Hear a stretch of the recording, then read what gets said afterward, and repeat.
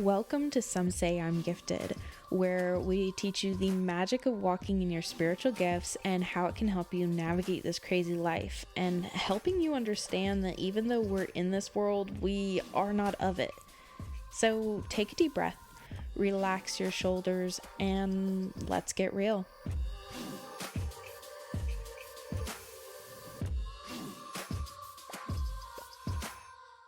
Hey, y'all. Are you yawning? Sorry, I'm not talking to you, audience. I'm talking to one of my marvelous co-hosts. But before we get there, let me start with me. Guys, it's me, Tess, from Some Say I'm Gifted. And, Danielle's here with me. She's half asleep. And Morgan, too. Y'all want to say what's up? Hello. Sorry for yawning. I'm here with y'all. Is she really? Yes. Morgan, are you here? I am here. Okay. I'm here. Okay. So I have a question. And this might be a thinker. What movie best describes or like mirrors your childhood? I know, it's pretty deep. This is a thunker. I'll just go with my instincts, even though it might not be accurate. Okay. Was Flicka. Oh my God. It's about a horse. It's a horse movie. Okay. Yeah. And her mom had a horse accident. This is why it's morbid. Well, no, that's not specifically why. I had a horse who I loved very much, and I cried a lot when it died. And that movie is about a horse that died, or almost died. I can't remember, but it was. I'm gonna call your mom. Call her. Oh my. We do need to do like a live call with her. That would be That would be amazing. great. That would be fun. Okay. What you got, girl? Oh God. I mean, I would say Marley and Me because I lost a dog, but I mean, I'm not going to do that. So I gotta think. But other than losing the dog, the rest of the family, Marley and Me, it was like the most wholesome family. That's true. Which was not. That's joking. True. Morgan is a fire hazard I know today. she's just getting on it. I mean, Probably because she is with an electrician. I'm not going to say what she said, but she's with an electrician. Think Fire. light things up. I think the first one that's coming to mind is Aquamarine because, like, I always. You're not a mermaid. I know, but I always thought I was, and I would like swim around in my pool, and literally because I had short hair, I would tie a towel around my hair, so I thought I had long hair flowing underneath the water. And I'm weird because I have imaginary quartets play music for me. Okay. Okay. I mean, I don't know if you've ever seen this movie. It's got Cher, it's got Winona Ryder, and Christina Ricci, and it's called Mermaids, but it's not the same. And that would definitely be the most. Yeah. For your life, that's what. Oh, As a child, as a small child. Oh, okay. Not really about mermaids, but it is. So, Oh, fascinating. Okay. Wow. so definitely check it out. Yeah, absolutely. It's on Amazon. I know that. I own it on Amazon. So, yeah. All right. So, y'all, check us out. Say these things. And let us know. Say these things as in comment on the podcast, right? She's meaning Jesus. play along with us in our Yes. Facebook It's and because Instagram. Morgan's holding up a sign and telling me to do something, which I had. I got this. She was the one that forgot. So, you know what time it is? It's shout out time. And I'm going to go first. Okay. Guys, so shout out time is when we put posts out there, and when it says interact for more for your, shout out from the podcast, we put on Facebook, Instagram, all the places. So when you do that, we love it. You interact, and I've got Carolyn LaCrone, who we love, is also known as the Southern Gypsy. She has an amazing business where she sells things like Bitch Be Gone. Which we know works, and I named it. It's potent. Yes. Works very well. Yes. And I have the wonderful, beautiful Tara Shea. Thank you so much for interacting with us on our social media. We really appreciate it. Yes, and Tara Shea owns a business where she does screen printing and things like that, Oh, too. really? Yes. Oh, that's awesome. Isn't that great? Ooh, I have to reach out to her. And I have Haley Elder. She works at a real estate firm in Wilmington, North Carolina, and she really just took me under her wing when I moved to Wilmington, and she has been wonderful. So thank you so much, Haley, and to all our lovely ladies for commenting on all of our posts. And please, all the listeners, interact so we can get some, fun if you stuff. want to be shouted out on the podcast, Absolutely. we would love to. Just interact with our content that says post in the comments for a shout out. Yes. So we have a fun topic today. Yes, we do. And the question kind of goes with it. Oh, that's cute. Yeah, I see. It is the importance of teaching gifted children about their gifts. And I know people might say, what are gifts? Gifts are things that we receive from God, whether it's the spirit of discernment, the spirit of interpretation, interpreting dreams, spirit of knowledge, the spirit of wisdom, the all kind. I mean, the list is very unlimited. It's limitless is the correct terminology there. Yes. Anyways, so I think it's important as a mother. It's important as a gifted person. It was stupid important to me because I was taught about my gifts from a very, very early age, like 5, 6. I mean, probably before, but I remember from 5 on. And that was so important to me because I saw things that, I would see somebody and I could tell their life story, which sounds insane, but it's, that's how I saw things. So when I got older and I realized not everybody was that way and that not everybody was taught that even if they were that way, it was mind-boggling to me because usually if you're that way, your parents are, right? It's definitely a hereditary thing. Now I have seen, muggles have a child that's gifted, but usually it's not that way, right? So I was asked, we were talking about topics and things like that, and Morgan brought this up, and she said, and how to do that. I can't tell somebody how to train their gifted child. They come to me, they ask me, I meet the child at work. That's a different story. You know what I mean? Because everybody's different. Yeah. But the importance, and you ladies, you're gifted. Did you both grow up knowing you were gifted and how to use them? Not at all. Not specifically, no. My mom had a very good understanding of it, and she showed me how to do it, but I didn't really know that it was technically gifts. Like, I just thought it was the way of life. And what would you say yours were and how you used them and how that was a way? Does that make sense? Like, for instance, my mom would take me and my brother to like the mall, buy us an ice cream, sit us on a bench and say, tell me that person's story. And it wasn't a game so much as it was, let's see how close you can get. Now, mind you, when we were young, we didn't realize that she knew most of the people she was pointing out. So she knew if it was true or not. You know what I mean? And that does make a difference.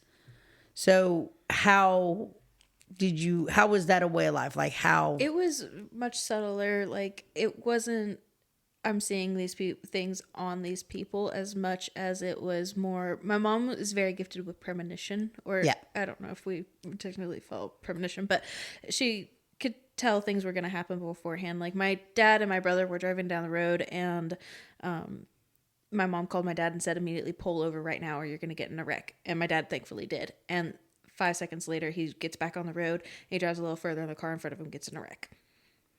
Yeah. So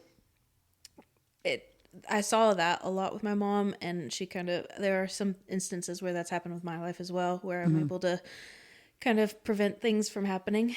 And yeah, you did that with me. A song by Blondie. You said, I keep hearing the song and I know it's got something to do with you.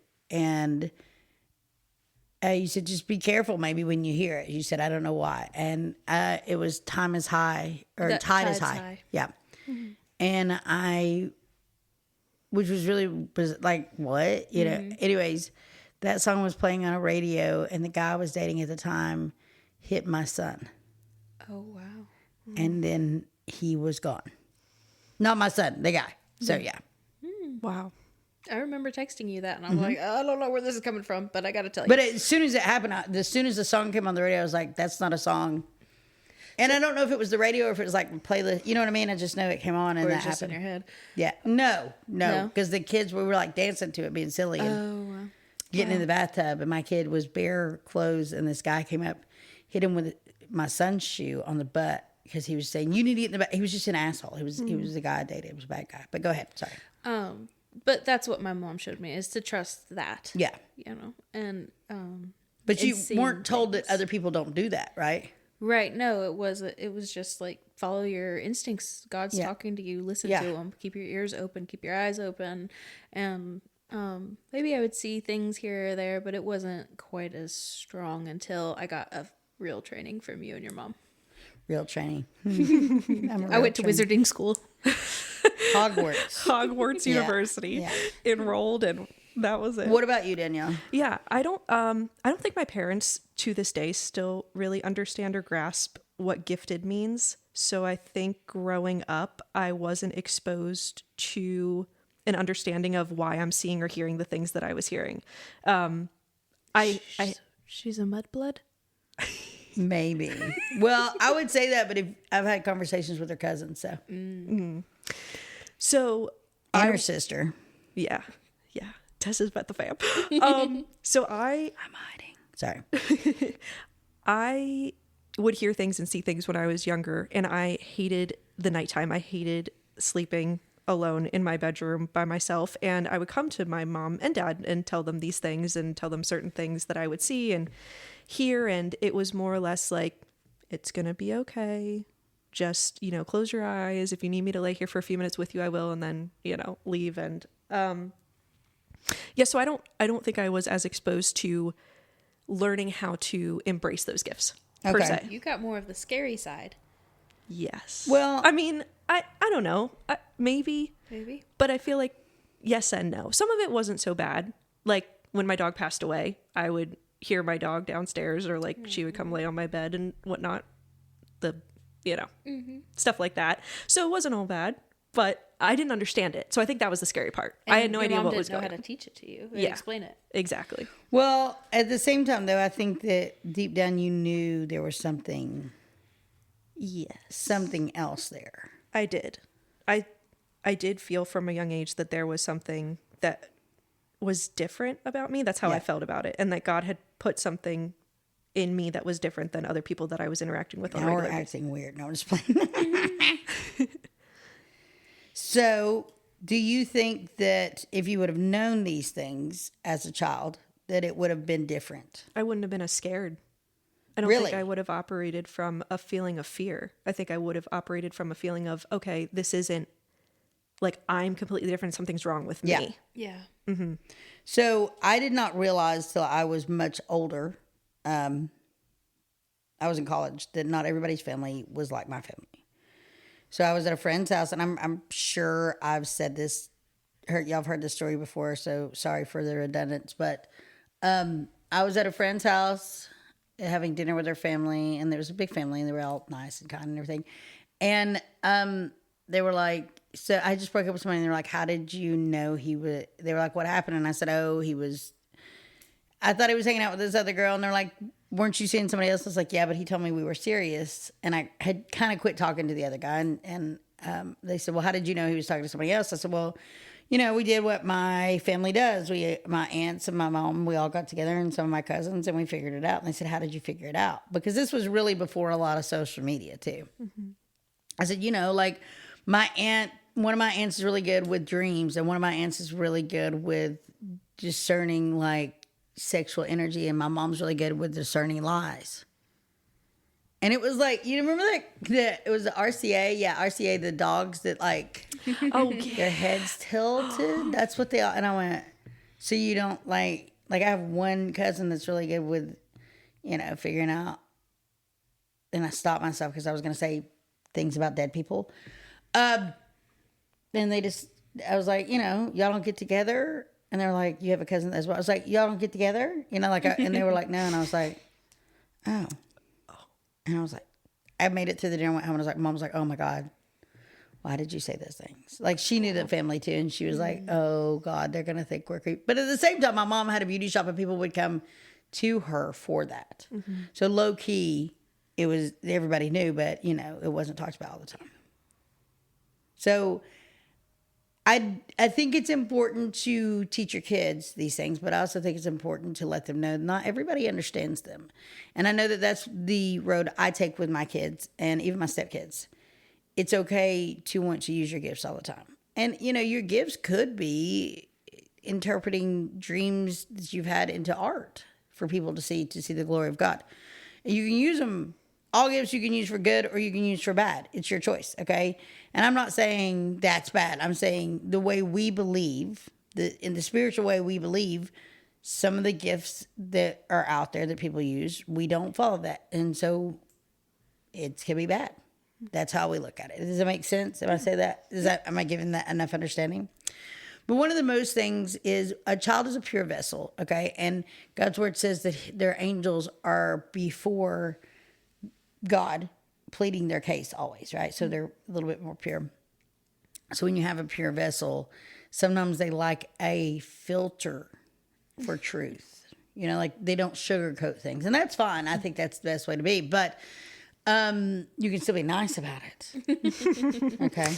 Yes. And so I do think it's important to start working with children as soon as they're old enough to realize, why does this person look different than that person? And not because of skin color. Like, you could put two people together that are, you know, same skin colors, same age-ish, Same style. same sex, same style, and a child might want to go towards one and not the other. Why? There's a reason. There's an energy. There's a vibe. And a child will pick that up, just very much like animals. So it's very important to let them know at an early age why that is. If you are not capable to do those things, and let's say you don't follow Christ, or you do, and you need help, let us know. I love working with kids. I think they're like a sponge and they absorb things, and that's cool. So make sure they're absorbing the good things. You know what I mean? I also, I know, like for Danielle's case and children that were like, I know because I had night terrors, and Morgan, you did too, did you not? Oh, I did. I had night terrors, and I had horrible dreams, and I heard things, and I saw things that weren't there, and it made me feel like a psychopath. And my mom did talk me through that. But there are kids out there that, you know, are going through that, and their parent might not know. They might not understand. They might not have it, and they don't know what to do. And they, unfortunately, in today's world in America, if, like, my brother's a cop, and for instance, if they get a phone call that there's somebody crazy saying, I'm seeing dead people, they automatically say psychological evaluation. Like if you go to your psychiatrist and they say, do you believe in ghosts? And you say, yeah, they go, okay, crazy. But at the same time, if that psychiatrist goes and prays, and let's say they're Catholic and they say the Father, Son, and the Holy Ghost or the Holy Spirit, what's the difference? So I think it's important that we recognize those things. And we do have to be careful of our verbiage when we're talking to the medical profession because of what it does. Yeah. And there was one thing you told me that I've always remembered about children understanding spiritual gifts and teaching them about it, which is if they do have a space to be able to grow in their gifts and understand it, then they're going to fly. Yeah. But if they're not, and they're not taught how to do it, then so it was a dream thing. So like when I was a kid, I had dreams of flying and falling, which is a mixed thing, but I had a mixed home. Like I had my mom's house, I had my dad's house. And I think depending on the day, each would be different. You know what I mean? My youngest, both my sons had dreams of flying, not falling. So if you have a lot of dreams of flying, you lived in a house where your gifts were accepted. As a child, we all have dreams of flying and falling, but especially when you're young, okay, if you have more dreams of falling, then your gifts, you feel like you're misunderstood and your gifts aren't accepted. Wow. Isn't that crazy? It was always so interesting. When I heard that, I was like, that makes so much sense. Just like in a dream, this is just a little tidbit. In a dream, if you have a dream and your teeth are falling out, that's abandonment. Isn't that weird? It is. Yep. So I want to know, are these people gifted? Like, are your kids gifted? Are you gifted? Do you see and feel things? Do you even vibes? Like, I mean, for people, and I think this kind of goes with the energy thing that we were talking about earlier. I had to ask Danielle. We were talking about her wonderful husband, and I said something about, well, what he's believing. She said in energy. I was like, okay, but like good energy or bad energy? She's like, what do you mean? It's like, well, there's positive energy and there's negative energy, and negative energy is healthy for you and positive energy is healthy for you, but there's different forms of energy. And she was like, oh, so it's important to look at that, right? And be like, what are our gifts? Is it a positive thing? Is it a negative thing? Can it be used in both? Like, so I would like to know, what do you all feel, and what are your gifts, and how do you feel about talking about them with your kids? Now, there is a train of thought of people that want to take young children into haunted locations. Worst thing you can do. Yeah, that's what I would agree. So anybody with any learning or mental incapacity or a child, I will not take into a haunted location. Just, you can forget it. Okay. Because they are like sponges and they're Yes. going to And- absorb. They might not be as physically or mentally as strong. And so darkness will try to overtake them. I know children that went into paranormal investigations, a lot of them, and every one of them have struggled with mental things. And they're the scariest cases to work on. Yeah. Kids are scary because you don't know what you're getting your hands on. Yeah. But what about you guys? Do you think that that's acceptable or no? Teaching the kids? Yeah. Oh, yeah, absolutely. I think that it instills some sort of security. Like And confidence, for sure. and confidence. And especially if you follow kind of what we follow with the Father, Son, Holy Spirit, part of that is that they're never alone. And teaching them from a young age to understand that they are never alone and they are unconditionally loved by somebody. And they don't have to teach themselves that later in life. If you teach that it's kind of like learning a language. Kids can learn 10 languages at the age of 5. It's so hard to learn a new language when you're older. And that's the same principle in my thought, is that if you have to learn that you're never alone or that you're unconditionally loved later in life, it's going to be so much harder than if it was instilled in you as a child. Yep. Completely agree.